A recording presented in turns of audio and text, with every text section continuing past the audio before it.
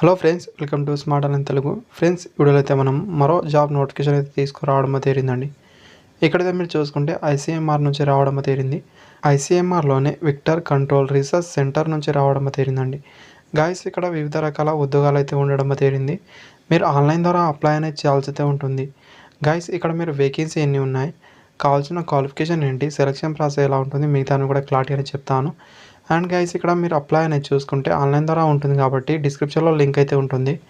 ఒకవేళ మీరు అప్లై అనేది చేసుకోవాలనుకుంటే అప్లై అనేది చేసుకోవచ్చు. అండ్ మీకు ఎలా అప్లై చేయాలో మిగతా ప్రాసెస్ కూడా తెలియకపోతే నాకు కామెంట్ చేసే ప్రయత్నం చేయండి.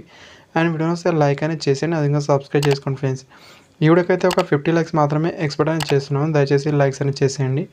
నెక్స్ట్ అయితే ఇక్కడ నోటిఫికేషన్ పూర్తి వివరాలు అయితే తెలుసుకుందాం. లాస్ట్లో చూసేయండి, అప్పుడే మీకు క్లారిటీ అనేది అర్థమవుతుంది. అండ్ ఫస్ట్ వేకెన్సీ అనేది ఇక్కడ మీరు చూసుకుంటే టెక్నికల్ అసిస్టెంట్ లైఫ్ సైన్స్లోనే చూసుకుంటే ఇక్కడ వీళ్ళకు పే లెవెల్ 6 కింద సాలరీ అయితే ఉంటుంది. స్టార్టింగ్ 35,400 అయితే ఉంటుందండి. ఇక్కడ వేకెన్సీ అనేది చూసుకుంటే టోటల్ 11 ఉద్యోగాలు అయితే ఉన్నాయి. కేటగిరీ వైజ్ ఇక్కడ మీరు చూసే ప్రయత్నం చేయండి. ఎసెన్షియల్ క్వాలిఫికేషన్ అయితే బ్యాచిలర్ డిగ్రీ అయితే ఉండాల్సి అయితే ఉంటుంది లైఫ్ సైన్స్లో. అండ్ మీకు ఇక్కడ చూసుకుంటే ఏ సబ్జెక్ట్ ఉండాలో ఇక్కడ చూసుకోండి ఫ్రెండ్స్. జువాలజీ కావచ్చు, మైక్రోబయాలజీ అండ్ మాలిక్యులర్ బయాలజీ, తర్వాత బ్యాక్టీరియాలజీ అయితే ఉండాల్సి అయితే ఉంటుందండి. ఈ సబ్జెక్ట్ నుంచి ఉన్న వాళ్ళైతే అప్లికేషన్ అయితే పెట్టుకోగలరు. ఏజ్ లిమిట్ విషయానికి వస్తే 18 నుంచి 30 సంవత్సరాల వరకు అయితే మీరు అప్లై అనేది చేసుకోగలరండి ఈ వేకెన్సీలకు అనేది. నెక్స్ట్ చూసుకుంటే టెక్నికల్ అసిస్టెంట్ కంప్యూటర్ సైన్స్ వాళ్ళకైతే సాలరీ కూడా సేమ్ అయితే ఉంటుంది, లెవెల్ 6 కింద అనేది. ఆఫ్టర్ ఇక్కడ టోటల్ నెంబర్ ఆఫ్ వేకెన్సీ అయితే 2 అయితే ఉండడం తేలింది. అండ్ ఎసెన్షియల్ క్వాలిఫికేషన్ అనేది బ్యాచిలర్ డిగ్రీ అయితే ఉండాల్సి అయితే ఉంటుంది. కంప్యూటర్ సైన్స్లో కావచ్చు, కంప్యూటర్ అప్లికేషన్లో కావచ్చు, అండ్ ఇన్ఫర్మేషన్ టెక్నాలజీలో ఉన్న మీరు అప్లికేషన్ చేసుకోగలరండి. లేదా ఇక్కడ మీరు చూసుకుంటే డిప్లొమా అనేది ఇక్కడ కంప్యూటర్ సైన్స్లో ఉన్న మీరు అప్లికేషన్ అయితే చేసుకోగలరు. కాకపోతే డిప్లొమా అయితే మినిమం 2 ఇయర్ ఎక్స్పీరియన్స్ అయితే ఉండాల్సి అయితే ఉంటుంది రిలేటివ్ ఫీల్డ్లో అనేది. లేదా ఇక్కడ చూసుకుంటే బీఈ బీటెక్ అనేది computer science and computer application information టెక్నాలజీలో ఉన్న మీరు అప్లికేషన్ చేసుకోగలరండి. అండ్ ఏజ్ లిమిట్ 18 నుంచి 30 సంవత్సరాలు అయితే ఉండాల్సి అయితే ఉంటుంది. నెక్స్ట్ ఉద్యోగాలు అనేది టెక్నికల్ అసిస్టెంట్, ఫిజియోథెరపిస్ట్. అండ్ ఇక్కడ టోటల్ నెంబర్ ఆఫ్ వేకెన్సీ అని చూసుకుంటే ఫ్రెండ్స్ ఒక ఉద్యోగం అయితే ఉండడం తేలింది. ఓబీసీ వాళ్ళకి కేటాయించారు. వీళ్ళకు శాలరీ కూడా సేమ్ అయితే ఉంటుంది. అండ్ క్వాలిఫికేషన్ అనేది బ్యాచిలర్ డిగ్రీ అయితే ఫిజియోథెరపీలో అయితే ఉండాల్సి అయితే ఉంటుంది. అండ్ నెక్స్ట్ ఉద్యోగాలు అనేది టెక్నికల్ అసిస్టెంట్ కెమిస్ట్రీలో అనేది సాలరీ అయితే సేమ్ అయితే ఉంటుంది. ఒక వేకెన్సీ అయితే ఉంది. అండ్ బ్యాచిలర్ డిగ్రీ అనేది ఇక్కడ మీరు చూసుకుంటే కెమిస్ట్రీలో అయితే ఉండాల్సి అయితే ఉంటుంది.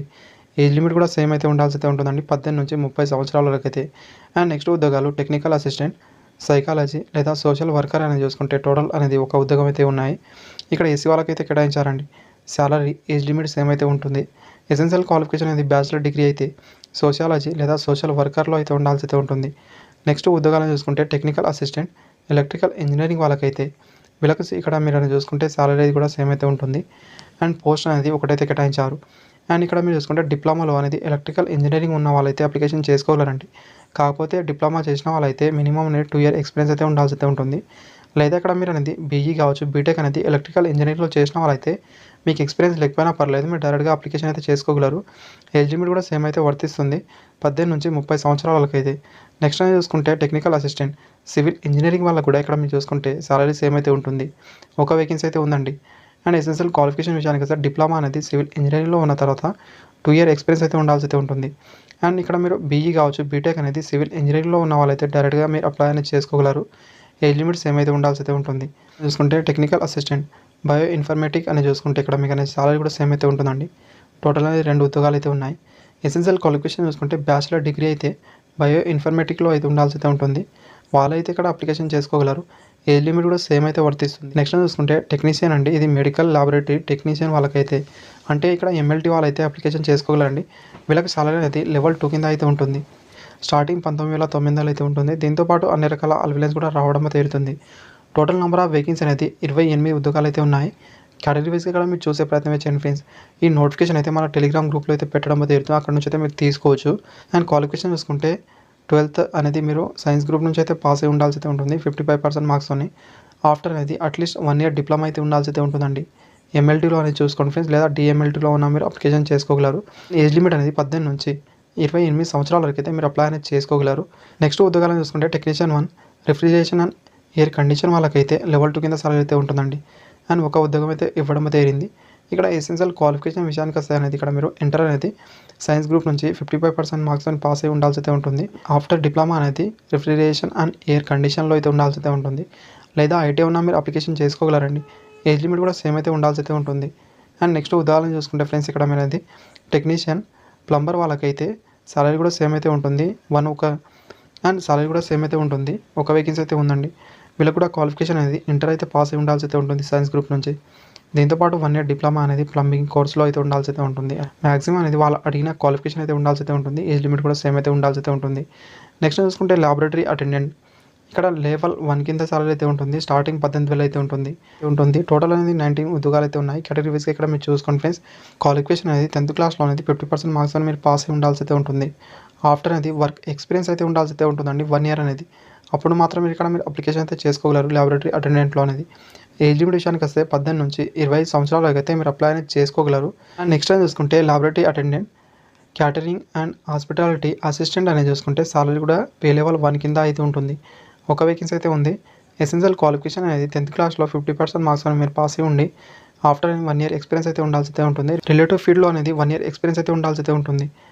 లేదా ఇక్కడ చూసుకుంటే ఐటీ ట్రేడ్ నుంచి అయితే సర్టిఫికేట్ ఉన్న మీరు అప్లికేషన్ చేసుకోగలరు డైరెక్ట్గా అనేది. ఏజ్ లిమిట్ కూడా సేమ్ అయితే ఉండాల్సి అయితే ఉంటుంది. నెక్స్ట్ టైం చూసుకుంటే ల్యాబొరేటరీ అటెండెంట్ 1 ఇన్స్ట్రుమెంటేషన్ మెకానికల్ వాళ్ళకైతే ఒక వేకెన్సీ అయితే ఉందండి.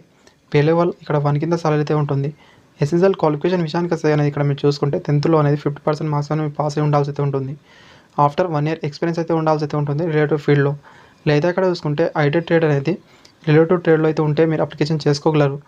అండ్ ఏజ్ లిమిట్ కూడా సేమ్ అయితే ఉంటుందండి. ఇక్కడైతే మీరు క్లారిటీగా చూసుకునే ప్రయత్నం చేసేయండి ఫ్రెండ్స్. సో గైస్ ఇక్కడ మీరు సెలక్షన్ ప్రాసెస్ అనేది చూసుకుంటే ఇక్కడ మీకు అనేది ఫస్ట్ రైటింగ్ ఎగ్జామ్ అయితే ఉంటుందండి. ఆఫ్టర్ అనేది స్కిల్ టెస్ట్ అయితే ఉంటుందని ఇక్కడ చూపించారు. అది కూడా ఇక్కడ మీరు చూసుకుంటే టెక్నీషియన్ వాళ్ళకైతే స్కిల్ టెస్ట్ అయితే కంపల్సరీగా అయితే ఉంటుంది.